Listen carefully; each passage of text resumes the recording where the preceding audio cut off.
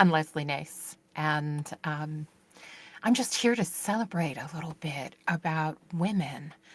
And I wanted to talk about in the early 1900s, women workers in the US and Europe began organizing to demand better pay, access to education, and voting rights. Their movement resulted in the creation of International Women's Day, celebrated around the world on March 8th. That's today. In 1987, the U.S. recognized the entire month of March as Women's History Month. I'm going to back up and tell you a little bit of history about women in my state. I come from a very small state in the United States, and I think it's always good to recognize those women who came before you. Because let's face it, women have been the leaders and behind the scenes for years. And yet, many courageous women have stepped forward to be in front of the scenes, in front of any movement, innovation, and they put their heart and soul into it. Here in Vermont in the late 1700s, Lucy Prince spoke in court, something that was very unusual for that time.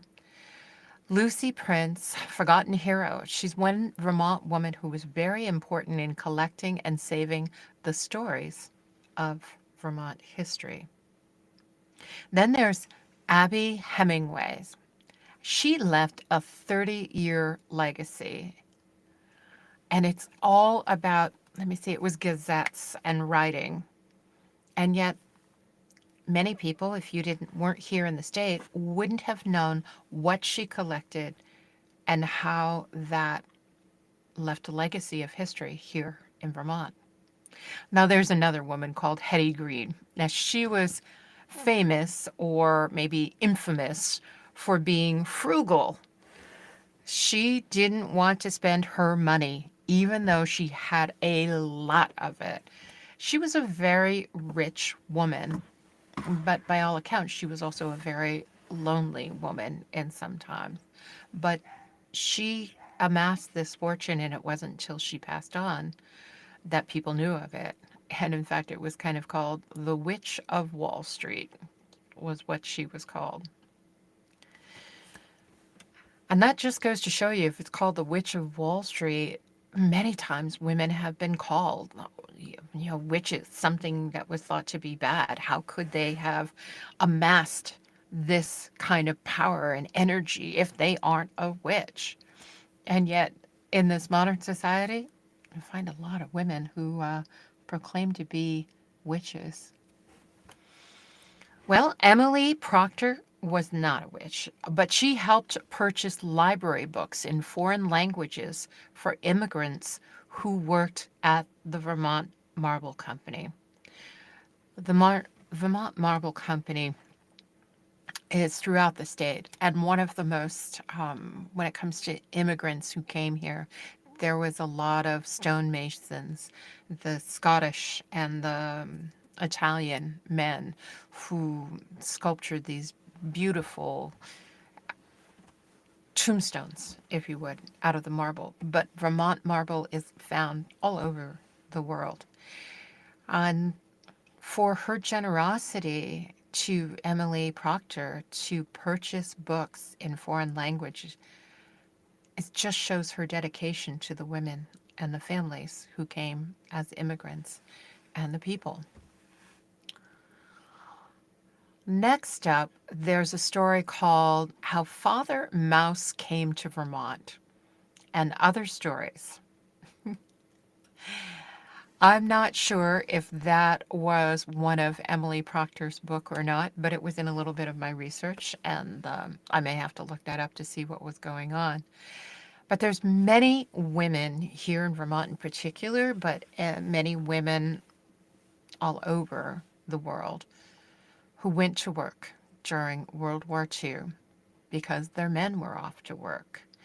And the women here in this state are full of resilience and that frugalness, and women of the land, the rural areas, and they went out in droves to help. And Vermont still has a very strong National Guard defense group that is made up of men and women. More than Mother's Day, International Women's Day is for all women. It's for my mother, who raised 5 children, one of who was a paraplegic. She helped run a successful hospitality business here in Vermont with my father, and who today, at 96 years old, is what I lovingly refer to as a strong, independent, stubborn old broad. But Women's Day, International Women's Day, is also for my daughter and my daughter-in-law, who are creative solopreneurs. Not only are they out there with their business, creating prosperity for their families, but they're raising well-rounded, grounded, strong future generation of women. I'm so proud of them. It is for my woman friend who just tipped the balance of power in our small little town by being the second seat on a mostly male town board office. Several years ago, the first woman who got on this board, I believe there may be 7, had to pave the way, and the next woman came. And it was paving that way, but the balance of power and the voices were not always heard well. So it's important now that there's a second woman on that board. This isn't also that day for those professional women. They're the ones that I work with who are looking to follow their passion and their purpose in life. They knew there's something more in their life, that they want to be out there creating, and it's a great time to create something new, something innovative, something that you follow with your heart and soul. But it's also for all those women around the world who know that they have a voice, a gift, a talent, and they stand in their integrity. For me in this little state, it's also for Madeleine Kunin. She's a Swiss-born American diplomat, author, and politician who was Vermont's first female governor. She said in an interview about her politics or her political career, "I think the women's movement gave me the idea that women could do anything, and I wanted to be involved in public events, and being in Vermont politics seemed more accessible." We had a small group of people at the time who encouraged each other to do things larger than their personal lives and took that seriously. Small groups of women. Today, I belong to a group of women that have just grown across the state, and that's the Vermont Womenpreneurs. Oh, wow, I'm really messing that up. But it's a group of entrepreneurial women here in the state of Vermont who support each other and who have out and a difference. So that's important, absolutely important.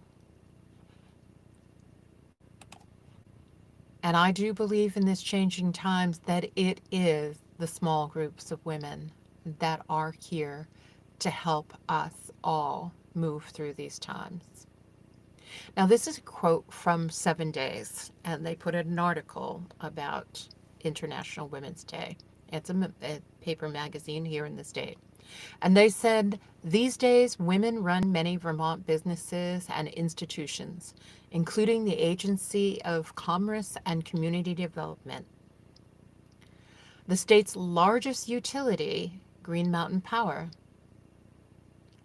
and some of its leading statewide businesses organizations, like the president of the Vermont Chamber of Commerce and the president of the Vermont Business Roundtable, the executor of Vermont's Business for Social Responsibility, executive director of the Vermont Sustainable Jobs Fund. Women are also at the helm of some of the state's largest media organizations, like the president and CEO of Vermont Public Radio, editor and executive director of VermontDigger.org, and co-founders and co-editors of the magazine 7 Days. Even more encouraging, the next generation is coming up.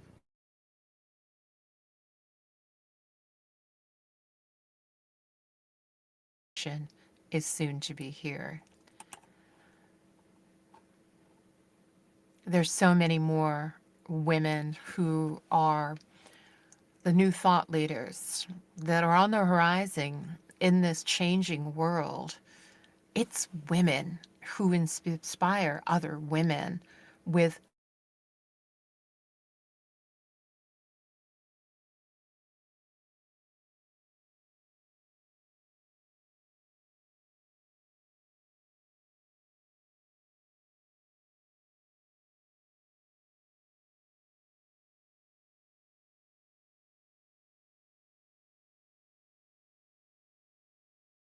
yet to meet. They are the women that make a difference in my life. Who makes a difference in your life? We're so into looking at the bigger picture, but it's the smaller picture that I'm asking about on this International Women's Day. Share with me, who makes a difference in your life? What woman would you be celebrating on International Women's Day? And if you look in the mirror and you're a